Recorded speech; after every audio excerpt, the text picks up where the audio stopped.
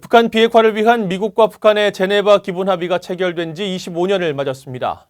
당시 합의를 이끌었던 주역들은 북한이 핵을 포기하지 않을 것이라고 단정할 수 없다며 미북 대화는 계속돼야 한다는 입장을 강조했습니다. 김영교 기자가 취재했습니다. 25년 전인 1994년 10월 21일 미국과 북한의 제네바 기본 합의가 체결되자 당시 빌 클린턴 미국 대통령은 기자회견을 통해 북한이 핵을 동결하고 해체할 것이며 전 세계는 안전해질 것이라고 천명했습니다.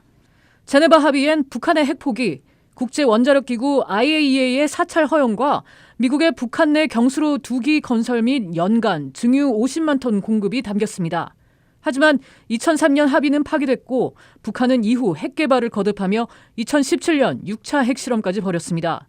제네바 합의 당시 미국 측 수석 대표였던 로버트 갈루치 전 국무부 북핵 특사는 VOA와의 인터뷰에서 미국의 목표는 25년 전처럼 여전히 북한의 비핵화여야 한다면서 북한이 핵무기를 절대 포기하지 않을 것이란 일각의 주장에 동의할 수 없다고 말했습니다.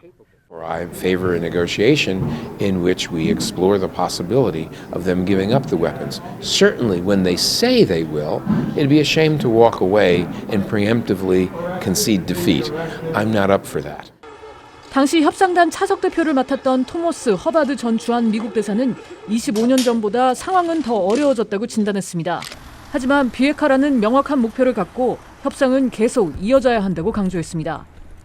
But we have to recognize that that's not going to happen overnight.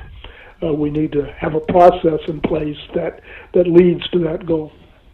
제네바 합의가 완전히 이행되지 못한 데 대해 갈루치 전 특사는 북한의 약속 불이행이 원인이었다고 설명했습니다. 북한은 미국이 관계 정상화를 위한 의무를 다하지 않았다고 주장했지만 미국은 북한이 별도의 우라늄 농축 프로그램을 추진하고 있다는 사실을 알게 됐다는 겁니다. I believe that the United States didn't fulfill its political obligations under the deal to normalize relations. We were quite clear that they were violating the deal by pursuing a separate enrichment program, and the deal fell apart. 허바드 전 대사는 북한이 잘못한 건 맞지만 미국의 정치적 상황과도 맞물렸다고 말했습니다. 조지 부시 정권 들어 전임 클린턴 정부의 제네바 합의에 대한 반발이 많았다면서 제네바 합의를 수정하지 않고 무효화시킨 건 큰 실수라고 지적했습니다. 갈루치 전 특사는 1990년 당시 미북 관계 정상화는 준비되지 않았고 아직도 그런 문제가 있다면서 미국은 북한이 체제 변화에 두려움을 갖지 않게 하면서 어떻게 정상적인 관계를 구축해 갈 수 있을지 고민해야 한다고 말했습니다. VOA 뉴스 김영교입니다.